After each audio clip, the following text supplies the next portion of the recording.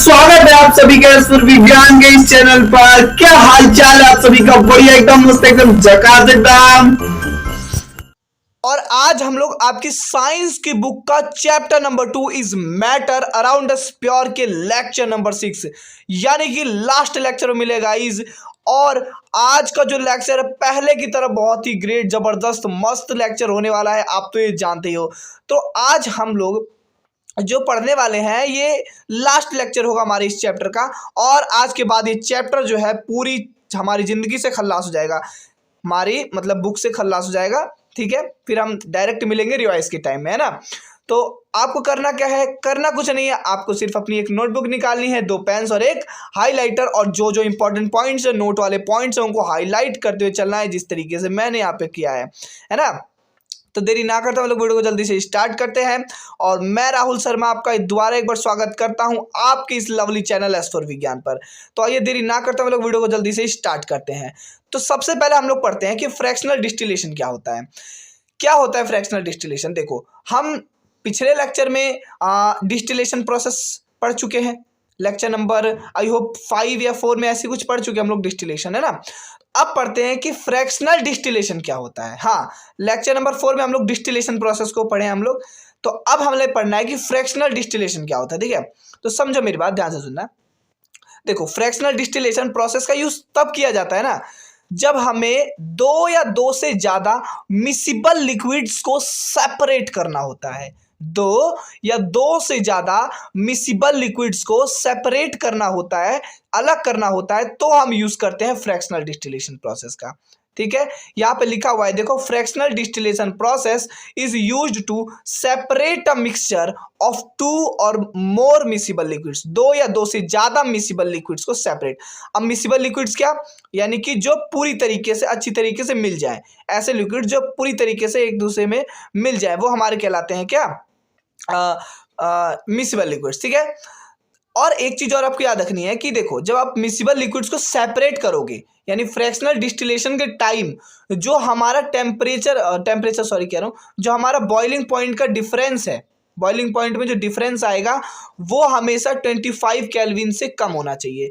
अगर 25 केल्विन से ज़्यादा होगा हमारा बॉइलिंग पॉइंट का डिफरेंस, तो क्या होगा, ये प्रोसेस जो है काम नहीं करेगी। समझ गई? उसके लिए एप्लीकेबल नहीं होता। ये एप्लीकेबल तब होगा, यानी फ्रैक्शनल डिस्टिलेशन प्रोसेस एप्लीकेबल तब ही होगा जब जब जब बॉइलिंग पॉइंट जो है उसका डिफरेंस 25 केल्विन से कम होगा।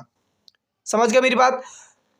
तो ये होता है हमारा फ्रैक्शनल डिस्टिलेशन। एग्जांपल में जैसे कि the separation of different gases from air, air से अलग अलग गैसेस को, जैसे कि ऑक्सीजन को, हाइड्रोजन को, और साथ साथ में carbon dioxide, argon gas, nitrogen gas, इन ऐसी ऐसी गैसेस को सेपरेट करने के लिए हम फ्रैक्शनल डिस्टिलेशन प्रोसेस का यूज करते हैं। ठीक है, समझ गए मेरी बात? अब जैसे एक और एग्जाम्पल है कि the separation of different factions from petroleum product. अब जैसे पेट्रोलियम प्रोडक्ट, वहां से अलग अलग फैक्शंस को अलग करना कि उसमें कौन कौन से मिक्सचर्स को मिले हुए हैं, उन सबको सेपरेट करना, है ना। तो ये चीज हमारा होता है फ्रैक्शनल डिस्टिलेशन का एग्जांपल। तो डिफरेंट गैसेस को एयर से अलग करना, जो हमारे सराउंडिंग में एयर है उस वहाँ से जो गैसेस है उनको सेपरेट करना।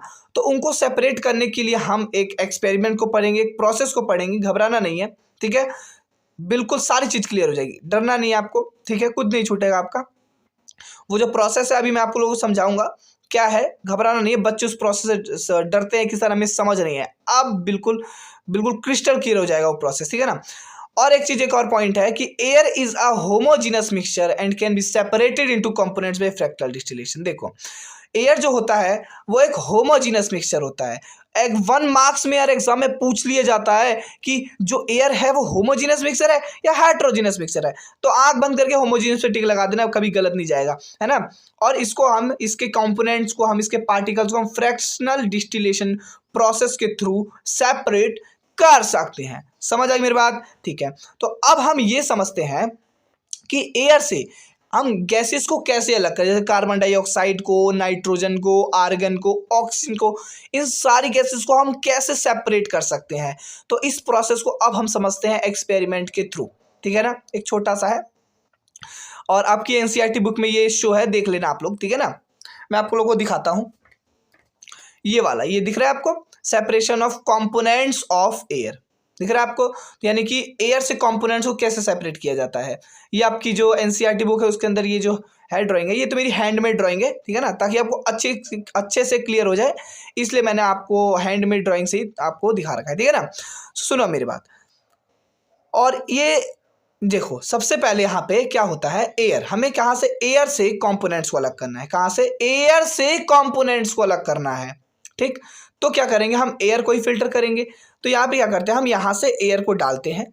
अब यहाँ पे एक फिल्टर लगा होता है, ये जो दिख रहा है ना ये चीज़, ये लंबी सी ये फिल्टर है, फिल्टर जो एयर के पार्टिकल्स, जैसे कि जो डस्ट पार्टिकल्स होते हैं, एयर में जो गंदगी होती है उसको फिल्टर कर देता है। और जो साफ एयर होता है वो इस पाइपलाइन के थ्रू, ये जो एरो का साइन दिख रहा है, यहाँ से पाइपलाइन के थ्रू इधर जाता है, इस तरीके से यहाँ पे आ जाता है। अब यहाँ पे आने के बाद यहाँ पे 2 पिस्टन लगे होते हैं, इस कॉलम में 2 पिस्टन, एक पिस्टन ये रहा, एक पिस्टन ये रहा।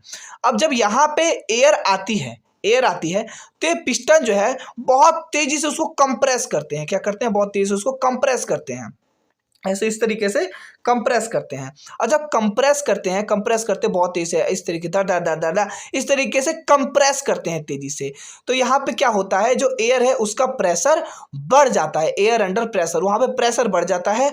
और फिर प्रेशर बढ़ने के कारण उसकी जो स्पीड है, एयर की जो स्पीड है वो तेज हो जाती है, और वो हॉट एयर यानी गर्म एयर में कन्वर्ट हो जाता है। तो हॉट एयर में कन्वर्ट होने के बाद वो इस पाइपलाइन के थ्रू यहाँ से जाता है, और यहाँ पे जब आता है, अब मेरी बात ध्यान से सुनना, जब यहाँ आता है तो अब देखो, एयर तो क्या थी, गर्म थी, एयर तो गर्म थी। अब हम क्या करते हैं कि एयर को हमें ठंडा करना होगा, अब गर्म नहीं कर सकते ना, गर्म थोड़ी करेंगे, अब हमें ठंडा करना होगा। तो ठंडा करने के लिए क्या करेंगे, आपने देखा होगा कि अब गिलास वगैरह में, अपने बर्तन वगैरह में आप जब फ्रीज वाला पानी डालते हो तो उसके आउटसाइड यानी गिलास के ऊपर जो है ठंडी ठंडी यानी पानी की जो ड्रॉप्स होती हैं, पानी की जो लेयर्स होती हैं वो जम जाती हैं। तो यही चीज़ यहाँ पे करनी है, हम यहाँ से फ्रीजिंग वाला कोल्ड वाटर डालेंगे इस पाइप में। ये स्प्रिंग टाइप में एक पाइप दिख रहा है आप लोग को, ठीक है। तो हम क्या करेंगे, यहाँ इस पाइप में एक फ्रीजिंग कोल्ड वाटर डालेंगे, यानी ठंडा वाटर, जो आप फ्रीज वाला वाटर होता है उसको डालेंगे। तो उसको डालने के बाद क्या होगा, इसके जिस तरीके से आपके गिलास के बाहर, आपके बर्तन के बाहर ठंडे पानी की वजह से वाटर के ड्रॉपलेट्स जम जाते हैं, उस तरीके से इस पाइप के भी बाहर जो है, इस पाइप के बाहर यहाँ पे जो ड्रॉपलेट्स है वो जमने लगेंगे, है ना। वाटर के ड्रॉपलेट्स, ठंडे ठंडे वाटर के ड्रॉपलेट्स जो है जमने लगेंगे। तो जमने लगेंगे, अब क्या होगा, यहाँ से जब गर्म हवा आएगी और जैसे ही इस पाइप से टकराएंगी, इन पाइप से टकराएंगी, वो क्या हो जाएंगी, ठंडी हो जाएंगी। पाइप से टकराने के बाद ठंडी हो जाएंगी, कोल्ड एयर में कन्वर्ट हो जाएंगी। अब यहाँ से जो हमने पानी डाला था यानी वाटर डाला था वो इस पाइपलाइन के थ्रू जाएगा और यहाँ से निकल जाएगा, ठीक है, यहाँ से निकल जाएगा। क्लियर हो गई इतनी बात। अब यहाँ से जो हॉट एयर थी वो इस पाइप में टकराने के बाद हो गई ठंडी। अब ठंडी होने के बाद इस पाइपलाइन के थ्रू कोल्ड कंप्रेस्ड एयर, यहाँ पे जो को ठंडी, मैंने आपको बताया ठंडा एयर, तो यहाँ से ठंडी एयर आएगी इस पाइपलाइन के थ्रू, यहाँ पे आएगी। अब यहाँ पे आएगी इस सेपरेटर में, यहाँ पे होता है इस एयर का सेपरेशन। देखो अब यहाँ पे सेपरेटर में आएगी। अब सेपरेटर में आने के बाद क्या होगा, सेपरेटर में जैसे ही आएगी एयर, यहाँ से ये सेपरेटर जो है यहाँ से कार्बन डाइऑक्साइड को यहाँ से निकाल देगा। कार्बन डाइऑक्साइड जो है उसको कार्बन डाइऑक्साइड जो गैस है उसको सेपरेट करेगा एयर से और इस पाइपलाइन के थ्रू यहाँ से निकाल देगा, ठीक है, समझ गए, ड्राई गैस की फॉर्म में, समझ गए। अब यहाँ से कार्बन डाइऑक्साइड गैस निकल गई, अब जो बाकी गैस बची वो यहाँ से आएंगी, इधर से आएंगी और इस एक्सपेंशन जेट में आ जाएंगी। ये जो एक्सपेंशन जेट दिख रहा है यहाँ पे आएंगी, ठीक है। अब यहाँ पे एयर जो है, क्या बोला गया है, यहाँ पे जो एयर है, एक्सपेंशन जेट जो है इसको एयर को लिक्विड में कन्वर्ट कर देगा। अब लिक्विड में कन्वर्ट होने के बाद यहाँ पे आएगी। अब यहाँ पे आने के बाद क्या होगा, यहाँ पे लिक्विड में कन्वर्ट होने के बाद यहाँ पे जो आपको दिख रहा है ना फ्रैक्शनल डिस्टिलेशन कॉलम, इसको हम लोग कहते हैं फ्रैक्शनल डिस्टिलेशन कॉलम। अब यहाँ पे क्या होगा, यहाँ पे जो नाइट्रोजन गैस है वो यहाँ से निकल जाएगी और जो आर्गन गैस है वो यहाँ से निकल जाएगी, यहाँ से। यहाँ पे दो जो है इसके माउथ्स हैं, यहाँ एक यहाँ से नाइट्रोजन गैस निकलेगी और यहाँ से जो है वो आर्गन गैस निकलेगी। अब बची कौन सी? Oxygen gas. तो ऑक्सीजन गैस यहाँ से, ये जो लिक्विड टाइप में है यहाँ से जाएगा और ये जो ये बाउल सा दिख रहा है आपको, कंटेनर सा दिख रहा है, यहाँ पे जो ऑक्सीजन है वो लिक्विड की फॉर्म में यहाँ पे भरने लग जाएगा। तो इस तरीके से हम लिक्विड वाली यानी कि ऑक्सीजन गैस को भी और सेपरेट कर सकते हैं और नाइट्रोजन गैस को भी सेपरेट कर दिया और आर्गन को भी सेपरेट कर दिया, है ना। इस तरीके से हमने कार्बन डाइऑक्साइड को भी अलग कर दिया। तो इस तरीके से प्रोसेस काम करता है। समझ गए मेरी बात? तो अब सुनो मेरी बात ध्यान से। यहाँ पे मैंने एक और बात यहाँ पे लिख रखा है कि to separate a mixture of 2 और more miscible liquids for which the temperature difference in boiling point less than 25 के। वही वाली बात जो मैंने आपको बताई कि मिसिबल लिक्विड्स को जब अलग करते हैं, 2 या 2 से ज़्यादा मिसिबल लिक्विड्स को अलग करना होता है तो उनका बॉइलिंग पॉइंट में जो डिफरेंस है वो 25 केल्विन से कम होना चाहिए। क्लियर है इतनी बात कि क्या होना चाहिए? कम होना चाहिए। समझ आ गया? तो एक बार इसको दोबारा रिवाइंड में आपको लोगों को करा देता हूँ, ठीक है ना। घबराना नहीं है। सुनो, पहले यहाँ से एयर जाती है, फिल्टर होती है, डस्ट पार्टिकल्स यहाँ से छन जाते हैं। अब यहाँ से एयर आती है, यहाँ पे 2 पिस्टन लगे होते हैं, प्रेशर डालते हैं तो एयर की जो स्पीड है वो बढ़ जाती है और एयर गर्म हो जाती है। अब गर्म एयर यहाँ से आती है, यहाँ से आती है। अब गर्म एयर को हमें ठंडा करना होता है। तो ठंडा करने के लिए जो स्प्रिंग वाली पाइप दिख रही है इस तरीके से, इसके अंदर हम ठंडा पानी डालते हैं। ठंडा पानी डालने की वजह से ये जो पाइप है पूरी ठंडी हो जाती है। तो जब यहाँ से एयर जो है पास होती है, इस पाइप से इस तरीके से ऐसे पास होती है, तो वो एयर ठंडी हो जाती है। गर्म हॉट एयर थी यानी गर्म एयर थी लिखा है, तो यहाँ से जब पास होती है पाइप से तो ठंडी हो जाती है। अब यहाँ से कोल्ड कंप्रेस्ड एयर यानी कोल्ड एयर जो है यहाँ से आती है, इस पाइपलाइन के थ्रू और सेपरेटर में आ जाती है। अब इस सेपरेटर का जो काम होता है वो गैसेस को सेपरेट करना, ठीक है। तो अब जो सेपरेटर है वो कार्बन डाइऑक्साइड को गैस यहाँ से निकाल देता है, ठीक है। कहाँ से? एयर से कार्बन डाइऑक्साइड जो गैस है उसको यहाँ से निकाल देता है। अब जो बाकी गैस रह गई उनको यहाँ भेज देता है। इस पाइपलाइन के थ्रू यहाँ से आती है गैस और इस एक्सपेंशन जेट में आती है। अब एक्सपेंशन जेट जो है एयर को लिक्विड में कन्वर्ट कर देगा, एयर को लिक्विड एयर में कन्वर्ट कर देगा। अब यहाँ से आएंगी गैस लिक्विड एयर में यहाँ पे जमा हो जाएंगी, यानी कि अब ये चीज़ जो दिख रहा है बड़ा सा, ये फ्रैक्शनल डिस्टिलेशन कॉलम है। यहाँ पे आएंगी सारी गैसेस, यानी पूरा जो लिक्विड एयर था अब यहाँ पे आएगा।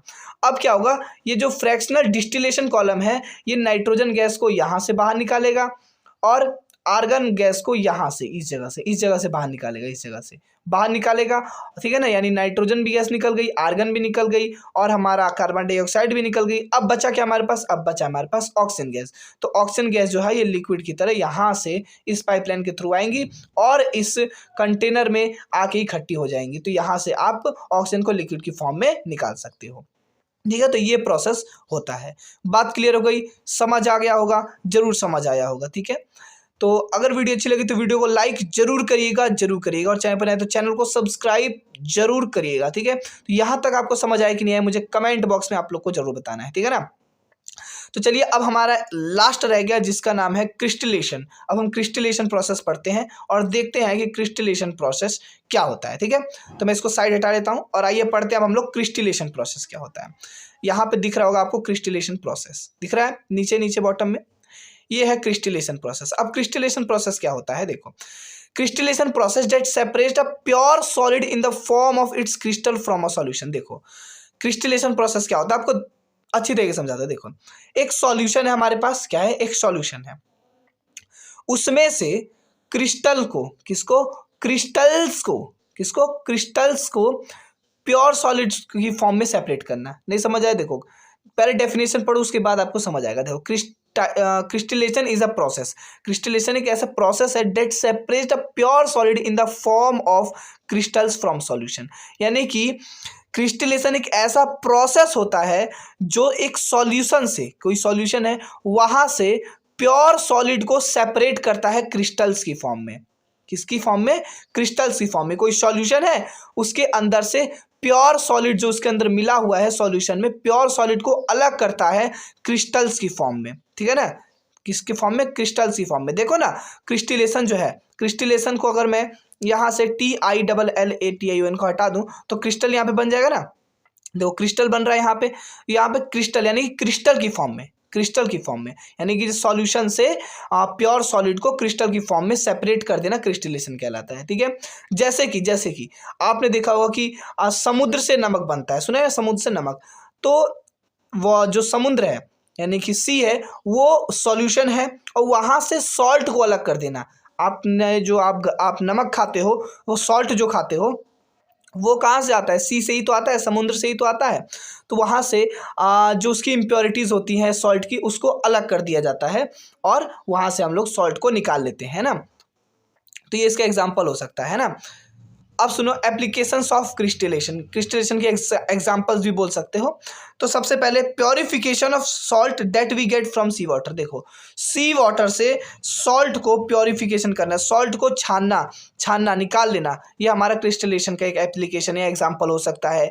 ठीक है, इसके बाद separation of crystals of alum from impure samples. मान लो बहुत सारे इम्प्योर सैंपल्स हैं, वहाँ से एलम का मतलब फिटकरी के क्रिस्टल्स को अलग कर देना भी हमारा क्या कहलाता है, क्रिस्टलेशन, और ये इसका एग्जांपल हो गया। ठीक है, क्लियर होगी इतनी बात। तो आप भी वीडियो पॉज करके इन सारी चीज़ों को नोट डाउन कर सकते हैं। तो बस आज के लिए इतना ही क्या, अब तो हमारा चैप्टर खत्म ही हो गया। अब मिलते हैं हम लोग नेक्स्ट चैप्टर के साथ। जब तक के लिए tata bye bye, see you, जय हिंद जय Bharat. Let's meet now in the next lecture, take care guys, जय हिंद जय भारत। और मुझे कमेंट बॉक्स में जो बताना आपको वीडियो कैसी लगी, मैं आपके कमेंट का जो है कि इंतजार करूंगा। और चैनल पर चैनल को सब्सक्राइब जरूर करेगा, वीडियो चले तो वीडियो को लाइक जरूर करेगा।